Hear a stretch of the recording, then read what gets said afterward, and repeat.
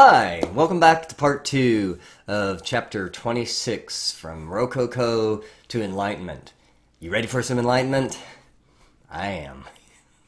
Here we go, guys. Okay, so we've been talking about this period of the Rococo, this post-Baroque period that dominated the early part of the 1700s. Rococo is primarily a French movement in origin, but has sort of moved and spread across Europe. Its emphasis is on luxury, refinement, education. It is very much the art of the aristocracy and the upper classes. This is, sort of at the time of the great and powerful kings and queens of Europe who are claiming things like divine right, absolute monarchy, these concepts of absolute rule. And that is about to be challenged. It's about to be challenged by a movement called the Enlightenment, which ironically, in many ways, has its roots in the salons of the Rococo period and due to sort of the influence of the femmes savantes of France. So what is the Enlightenment? Well, I have a link to a video that I hoped you guys watched right before this, but to put it sort of bluntly, the Enlightenment is proposes that reason and rationality is more important, that it is both a sort of technological and scientific revolution, but it's also a philosophical revolution, emphasizing the concepts of reason. It comes from the ideas sort of really first proposed by Isaac Newton in the previous century with his discovery of the theory of gravity, but this idea that you need empirical proof. And it sort of leads to this idea that the world can be figured out and understood if you look at it systematically. If you take data, if you record numbers, and if you use logic and reason, you can figure out how anything works in the way that, same way that Isaac Newton figured out how gravity works and how the movement of the planets align. There was this belief that there was an order and a reason and a rationality to everything, and it just needed to be discovered. And we as human beings had the ability to do that because we had these reasonable, rational brains. This also means that things like monarchies start to be questioned because monarchies in some ways are inherently irrational, claiming that God has chosen one family to sort of rule over everybody else doesn't sound quite reasonable. If we all have the innate ability to figure things out for ourselves, don't we have the innate ability to rule ourselves? And so this leads to certain philosophers, the French philosophes, as they were called, these sort of thinking people who came up with these concepts, doctrines of progress, and the perfectibility of humankind. There was this belief that we can make ourselves better.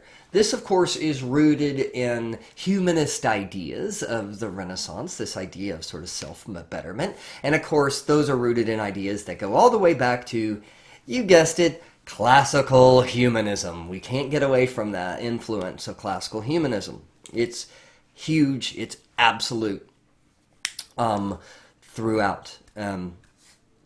So in the video, we see,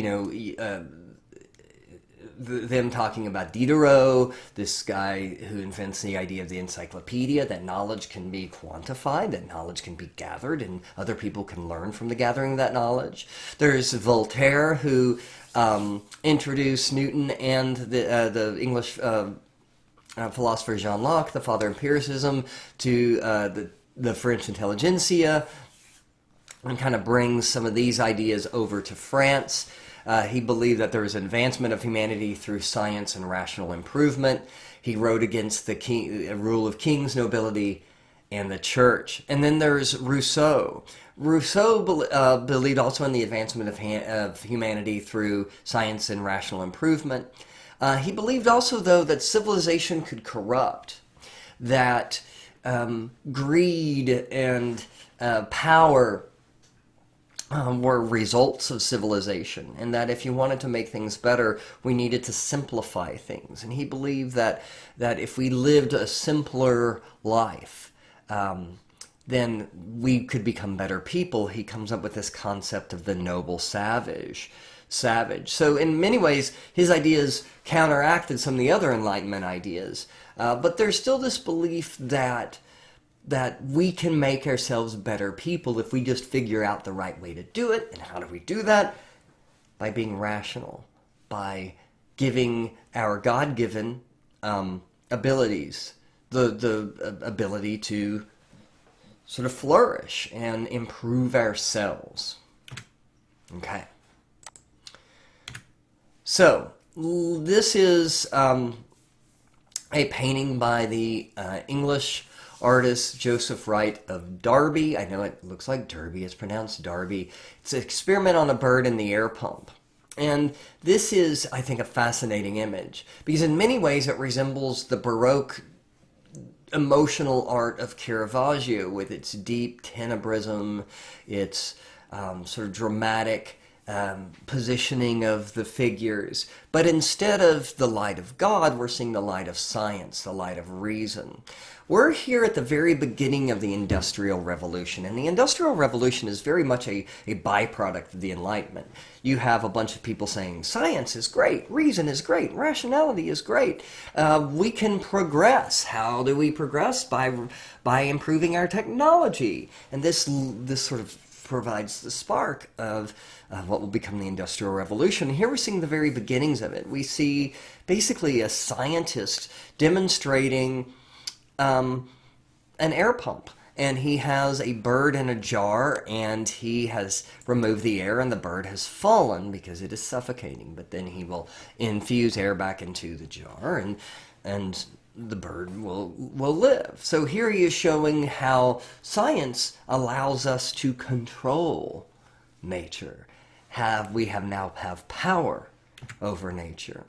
Here is another image by Derby. This is a philosopher giving a lecture at an orrery. An orrery is a mechanical model of the solar system, and some of these things could be quite big. They're really awesome. If you've ever seen the movie The Dark Crystal or the TV series The Dark Crystal, there's an orrery there that's really cool. But these were these big mechanical clockwork devices that would show the movement of the planets based on Isaac Newton's concepts of gravity and the movement of celestial bodies. So here we once again see light, but the light of reason, the light of rationality, the light of science, reflecting on children, the next generation, the future, the ones who we will pass our knowledge down to.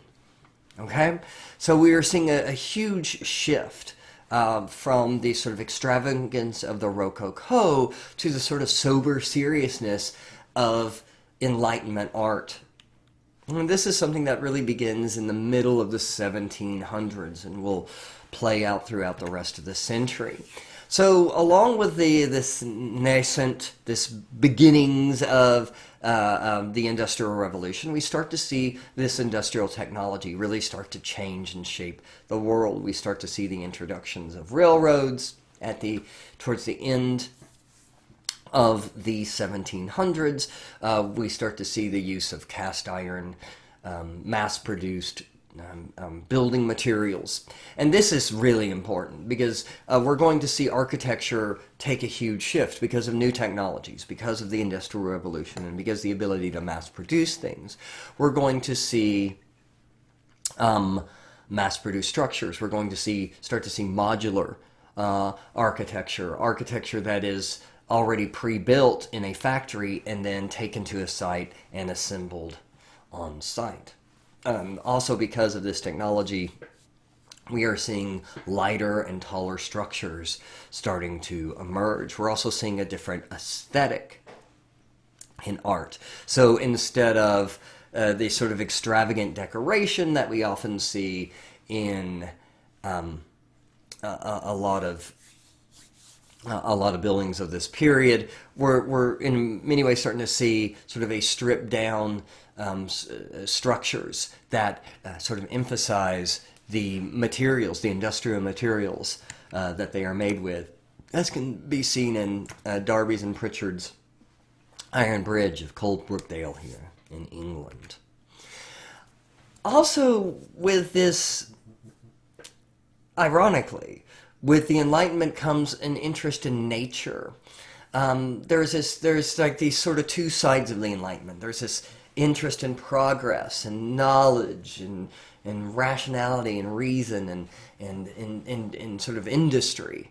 But on the other side, there's this concept of nature, of purity, of also a sort of hominess, an idea that being humble is better than being extravagant. Sort of knowing, being a good citizen, contributing to society, being, godly and devoted to one's family and one's society and one's town and one's country is better than living the life of a Rococo aristocrat. And so we start to see these images of this kind of hominess and this humility.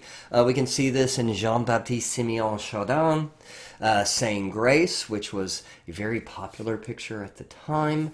In fact, the King of France liked it, weirdly enough, even though it's still deep in the Rococo period when it comes to the aristocrats. But we see this image of this mother and her children wearing simple clothes. Notice the color palette. Instead of the sort of pastel, pinkish, or pinks and blues that we've seen of the Rococo, we see sort of these earthen tones, these browns and grays that sort of refer to more of a basicness, right? A sort of closeness to the earth, a level-headedness, an industry, a strength, as opposed to the sort of lavish excess of the Rococo. This is Jean-Baptiste Greuze, Village Bride. Here we see an image of marriage. We see the old patriarch accepting the dowry from the bride's father. This is an image, once again, of simple people living in a simple home. Gone is the extravagance of the Rococo period, and there's an emphasis on everyday people, everyday folk doing everyday things, and that is better. That is more moral, that is more ethical, that is a better way to live in society than this extravagant, over-the-top way of sort of the one percenters of the aristocracy. So I hope you're picking up on this, that what we're seeing is a shift away, a rejection of sort of the ideals of the aristocracy, a rejection of the of their rule and all the things that kind of come with it, and when we're seeing a shift towards the people. There was a huge economic and imbalance in France, especially, but all throughout Europe. There was a huge imbalance in power. This is a pre-democracy, so the aristocracy is becoming more and more sort of feared and loathed, and we're starting to see a shift away from that. And Enlightenment ideas about that everyday people have the right to rule themselves, that we have the right to be in charge of our own future happiness, is really starting to butt up against this concept of divine right and divine rule in the aristocracy. And the nobility and the aristocrats know it. They're starting to feel that threat. And we can even see that change in images of the aristocracy. Here's Marie Antoinette, the wife of Louis XVI of France, the sort of ultimate Rococo party girl, who was known for her extravagant lifestyle, who was known for her extravagant taste in clothes and her numerous affairs and being this sort of kind of party girl. And she was resented for it. And as Enlightenment ideas kind of become more embedded and more embraced by society, we start to see the aristocracy reject that flamboyance and extravagance. And what we start to see is a sort of this depiction of family values. This painting was made by Marie Antoinette's friend, Elizabeth Louise Vigée-Lebrun. If you want to see some Vigée-Lebrun works, you can go see some at the Dallas Museum of Art. She's one of the great portrait painters of her day. She was a Rococo artist, but adapted more to this Enlightenment sort of toned-down style, this natural style, as we get into the mid to late 1700s. Vigée-Lebrun was, like many young women artists of her day, as we've seen with Artemisia Gentileschi over a century before, was trained by her father. She was a woman who was very much friends and associated with the French aristocracy. She was really good friends with Marie Antoinette. She painted something like 30 portraits of her, but she also achieved great success and fame. She was allowed into the French Academy of Painting, which was very, very difficult for women to do, although a handful were allowed in. Although after the French Revolution, the Academy of Painting rejected all women, and she lost her position, unfortunately. But she escapes the French Revolution, which, as we shall see, was not necessarily great if you were a French aristocrat. A lot of nobles died. But she escapes the French Revolution and the persecution of the aristocracy and people sympathetic with the monarchy in France, and finds success outside of France and travels Europe and lived a very long life and had a very successful career. She's sort of this independent, strong, self-actualized woman at a time where that was very difficult to do. But, you know, we're kind of talking about these negative aspects of the French aristocracy, and certainly there is a gross imbalance between the haves and the have-nots, not just in France, but throughout many of the countries of Europe at the time. However, in many ways, women were given a significant amount of freedom in certain countries, and especially in France, during this period that they did not enjoy necessarily immediately after these revolutions. So, you know, there's good with the bad, right? Always, always. Vigée-Lebrun, though. Hogarth is an English artist who often made paintings and prints mocking the English aristocracy and their immorality. In fact, he did a series called The Marriage Settlement, which was also made to a series of prints that you could buy, but this is a painting, that is meant to show a young aristocratic marriage. And here he's showing sort of the lack of love and morality among the English aristocracy. We see the bride who is more enamored with her advisor, her lawyer, than her husband, and her husband is playing with a deck of cards, showing that he is more interested in gambling than he is in his wife. And then over here we see sort of the marriage deal being played out without really any sort of input or interest from the young couple. Over the series of these 6 paintings, we start to see the dissolution of this marriage. We start to see their immorality creep in. Her affair and his gambling start to affect their marriage. They start to live in a house that is falling apart. They start to lose their money and their power. And eventually this ends with murder, with the husband catching the wife with her lawyer/lover, and the lawyer slays the husband, and then the wife regrets all of her actions and what they have led to, and then eventually dies herself. So there is a moral message here, and the idea is that there is something inherently rotten among the aristocracy, among the ruling classes, that there is something morally and ethically broken, and that these people should probably not be ruling everybody. Right? And we can see this sort of reflection of humility and nature and goodness in a style of English portraiture called the grand manner. This is something that is derived from Poussin, who comes up with this idea of the grand manner a century before. And for him, the grand manner is pictures of great deeds, of great sort of events, war and heroicism, but coming from like this sort of moral obligation that one must be great for the betterment of mankind. It is our quest for our need to achieve greatness is a moral imperative, right?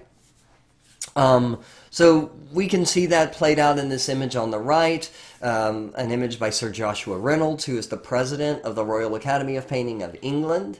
This is a portrait of a guy named Lord Heathfield, who is a war hero. He helped defend Gibraltar in Spain. You can see him holding the key to the fortress here. You'll notice how he's painted. His naturalness is emphasized. His face is ruddy. His skin is worn. This is, yes, a very powerful man. This is a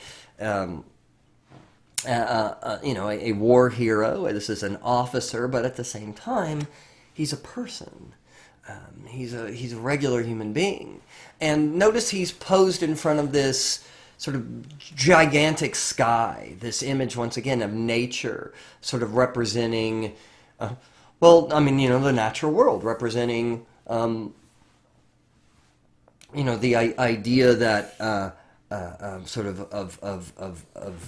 the goodness and the morality of someone who lives closer sort of to the earth and isn't this person removed by living in high society, living in a palace.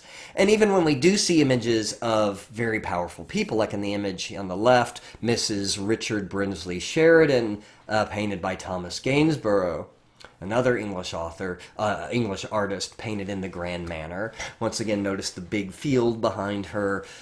She's wearing this rather simple for English aristocracy, sort of simple, elegant sort of outfit made of darker, plainer colors. Once again, sort of emphasizing naturalness. Notice her hairstyle is different than we would see in the Rococo with the large powdered wigs and the very styled hair, but instead we see something more natural and a little wilder, sort of representing this kind of return to the roots, return to nature. Right?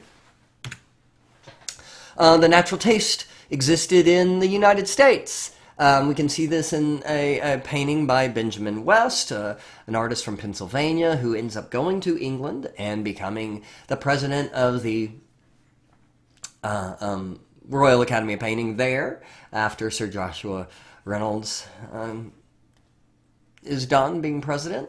And this is a very typical image of the time. Here we see a conflict between the French and the English, the Battle of Quebec, where we see this great war hero, the death of General Wolfe.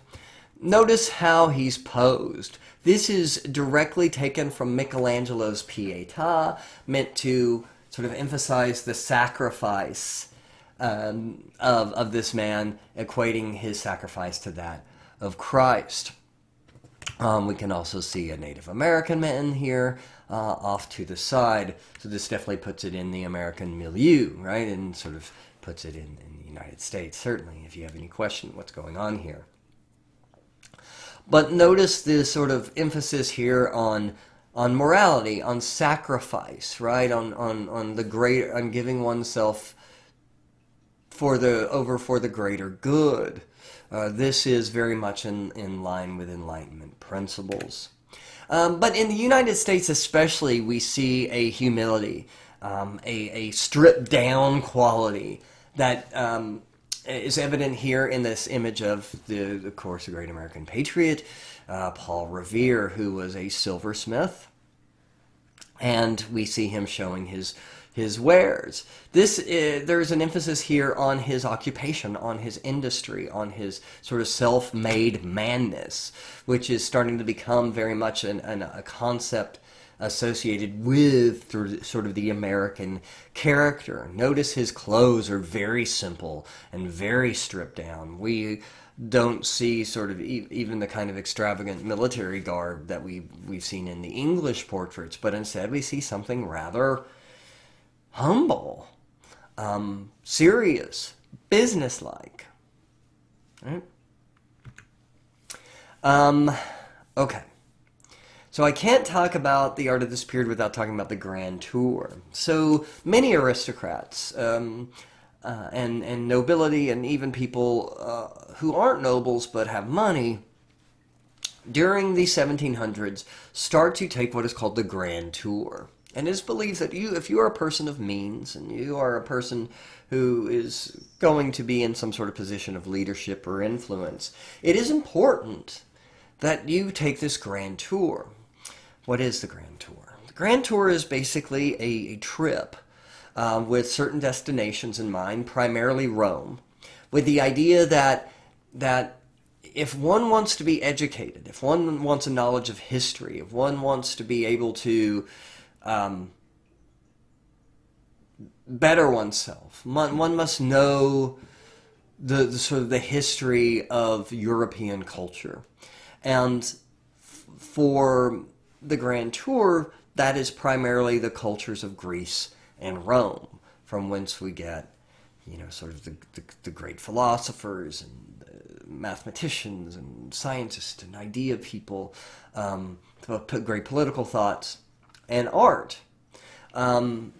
There is a definite interest in the Enlightenment in Greece and Rome, because of the idea of political and scientific thought, sort of in a European way, coming from Greece and Rome and classical culture in general. And so in a way, this is kind of a way of rediscovering one's roots, is going to see these great monuments, these great cities of the European past. This is called the Grand Tour.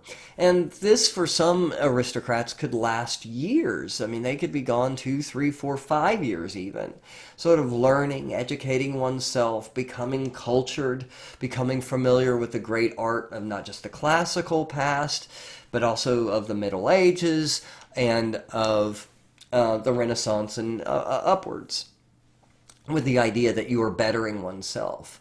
Of course, with tourism comes the wanting to buy things and souvenirs.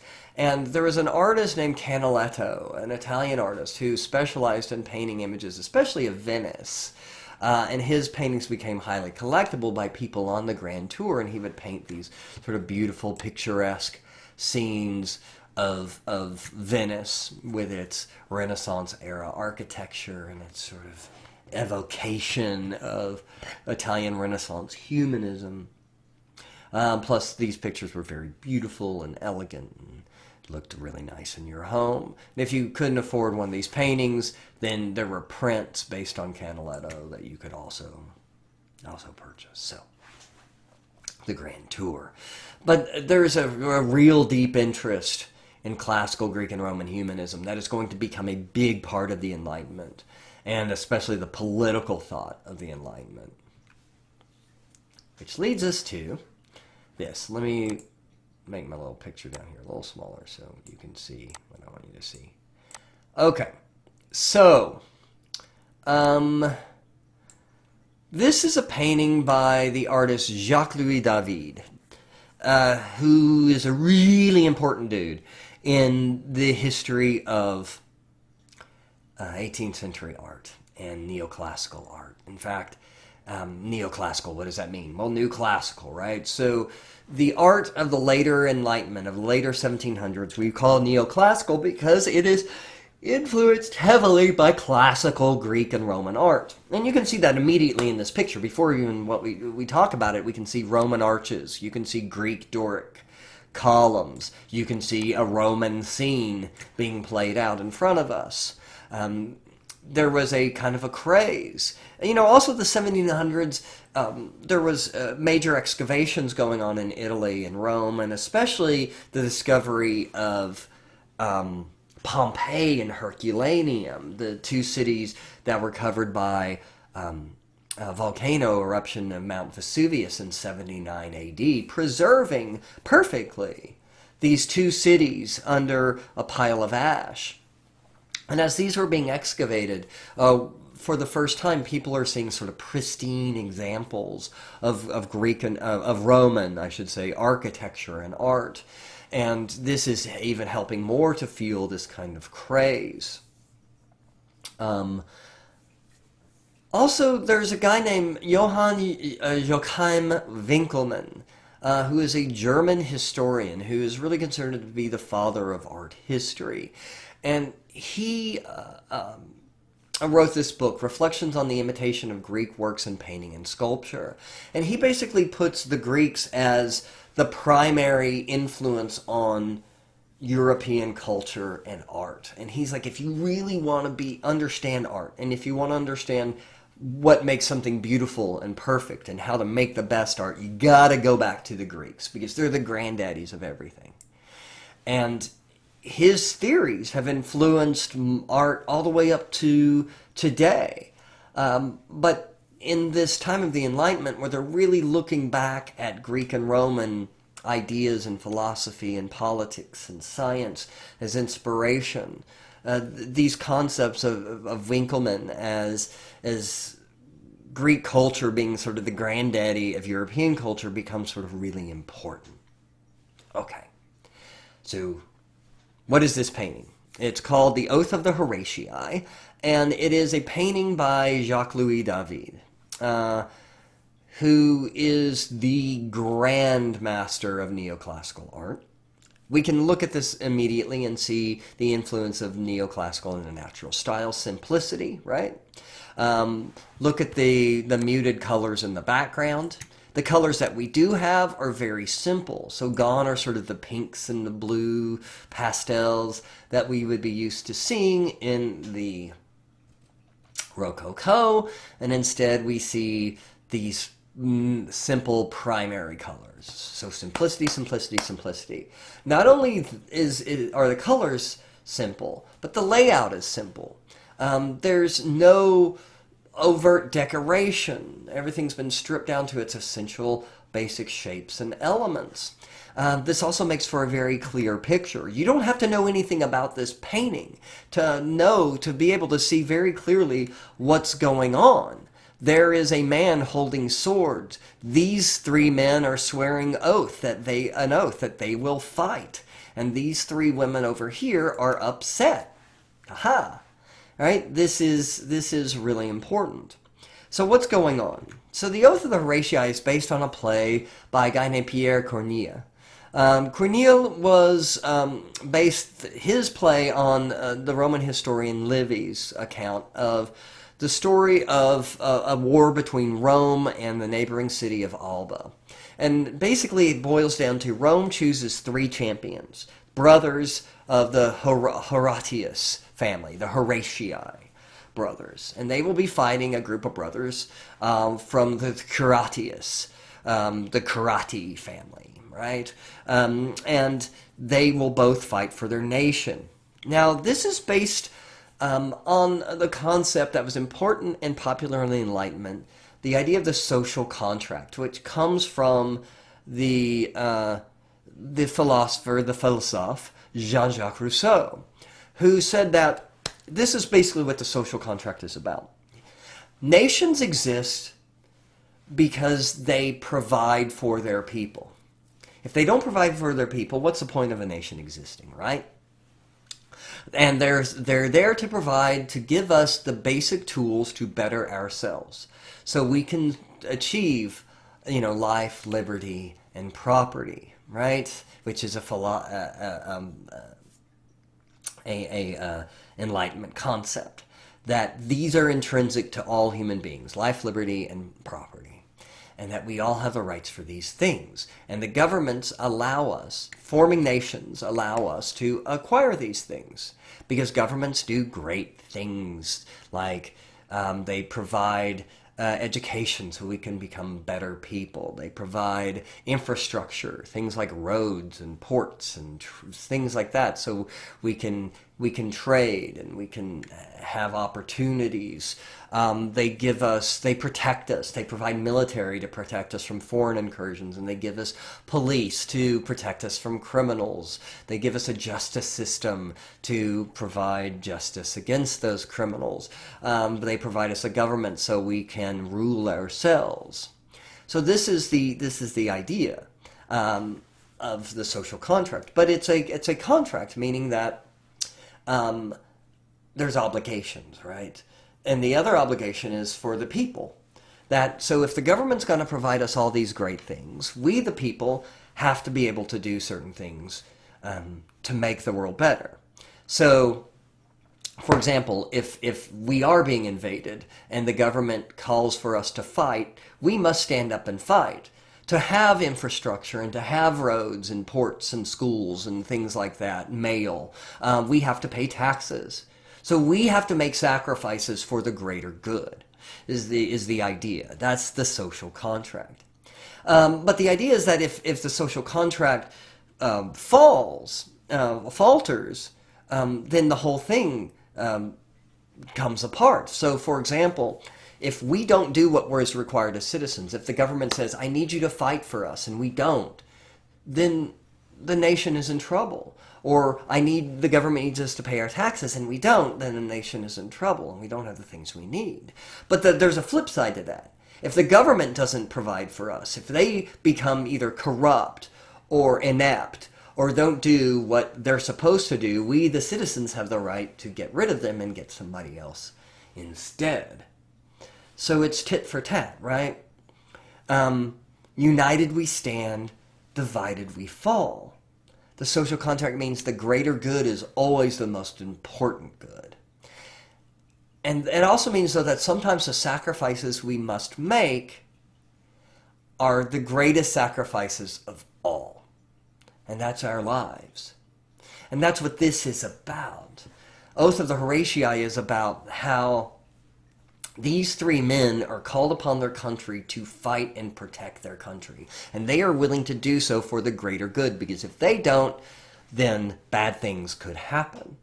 But the sacrifice they make is more than just their lives, because one of the brothers is actually married to a sister of the Curati, and one of the sisters is engaged to a brother of the Curatius family. And so these children are children who could lose a father, either a Horatii or a Curati parent. And so it's saying sometimes the individual sacrifices we make are the ultimate sacrifices, but we have to be willing to make those sacrifices for the greater good. If we don't, everything falls apart. That's the social contract, and that's what David is saying here. This is heavy stuff, right? But these are the kind of Enlightenment ideas that are floating around. This idea that we need to better everybody. If we leave out sort of the weakest, then we've left out everybody. Heavy stuff. Beautiful stuff. In 1776, on July 4th, a group of American colonists decided they did not want to be ruled by an English king who did not have their best interests at heart, and decided they could do better by ruling themselves. They were fed ideas by people like Benjamin Franklin and Thomas Jefferson, who spent considerable time in France learning and befriending and befriending Enlightenment philosophers, and learning ideas like the social contract, and learning sort of the roots of those ideas in Greece and Rome with the concepts of representational governments like Rome's Republic, and democracies like, well, the Greeks, the Athenian democracy. Democracy is a Greek word. Demos means people, crassy means rule. So these ideas, these humanist Greek ideas, were a major influence on the Enlightenment philosophers and their American counterparts. And in 1776, sort of taking these Enlightenment ideas to heart, these English colonists reject the English rule of the king and says, we must have representation because we have the right to rule ourselves as given to us by God, which is a Greek idea, and they have a revolution, and they get rid of their king, and they form the United States. Well, first they form the Confederacy, but eventually we settle on the United States of America. And this is a huge influence on the rest of the world. France, who is having its own problem with its monarchy, decide on July 14th, 1789, that they will reject their French monarchs. They storm the Bastille, Bastille, the prison in Paris, holding political prisoners, freeing them, and setting off the French Revolution. The French Revolution initially begins sort of like the American Revolution, with the idea that the citizens of France will take control. But the French Revolution quickly turned extremely violent and had a terroristic bent. A group called the Jacobins sort of take over the French Revolution and eventually decide that anybody who was a monarch or related to the monarchy or associated with the monarchy or even a sympathizer of the monarchy is an enemy of the state and must be destroyed. They have committed crimes against the people of France. And eventually the King of France, Louis XVI, the Queen of France, Marie Antoinette, and many, many, many others are executed using a new device called the guillotine. We call this period the Reign of Terror. But there were several major massacres that also occurred during this time, and there was also massive public execution, sometimes with hundreds of people being accused, sentenced, and executed in a matter of a day or a few days. And this led to just a period of extreme violence that we call the Reign of Terror. Okay. So Jacques-Louis David, who was one of the was a primary supporter of the revolution, who was very much sort of the artist of the French Revolution and the ideas of the Enlightenment influencing that French Revolution, was also associated with the Jacobins and associated with this guy, a guy named Marat. Marat was basically a reporter. He was a man who was very much pro-revolution, and he was also involved as one of the major players of the Reign of Terror. And he is now historically sort of considered a man who caused a lot of violence and turmoil and pain. But also at the time, and still today to some people, he was very much a hero. Marat was assassinated. He was assassinated by a woman named Charlotte Corday, who was part of a political movement known as the Girondins, who were more moderate and believed that the Jacobins had gotten way too crazy.